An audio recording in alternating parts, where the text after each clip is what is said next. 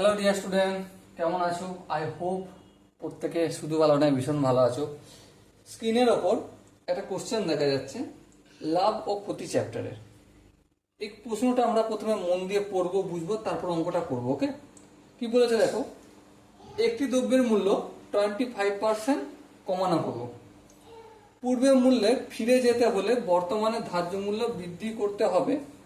Option A আছে 25%, option B আছে 20%, option C আছে 33.13%, আর অপশন ডি আছে 30%। ওকে, দেখো দ্রব্যটির মূল্য আমি ধরছি এক্স। হ্যাঁ ঠিক, যখন আমি 25% লেস করছি, কত করছি? 25% লেস করছি, কমাচ্ছি, তখন দ্রব্যটির দাম কত হয়ে যাচ্ছে?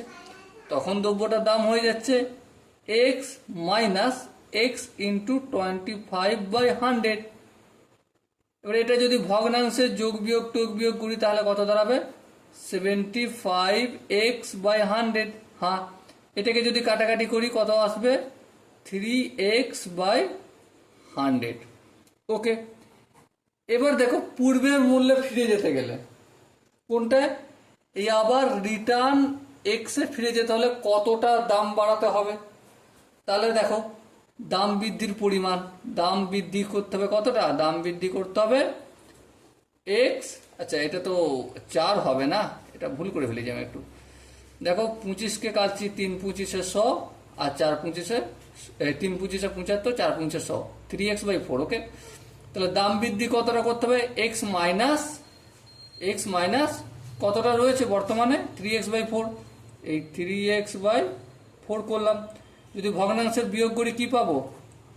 x/4 পাবো, এত টাকা। ওকে, এবারে তাহলে শতকরা বৃদ্ধি আমাকে বের করতে হবে। শতকরা বৃদ্ধি, শতকরা বৃদ্ধি সমান কি? কতটা উপরে কতটা বৃদ্ধি? x/4। নিচে কি? নিচে অবভিয়াসলি কার সঙ্গে তুলনা করা হচ্ছে? কতটা থেকে এক্সে যাচ্ছি আমি? 3x/4।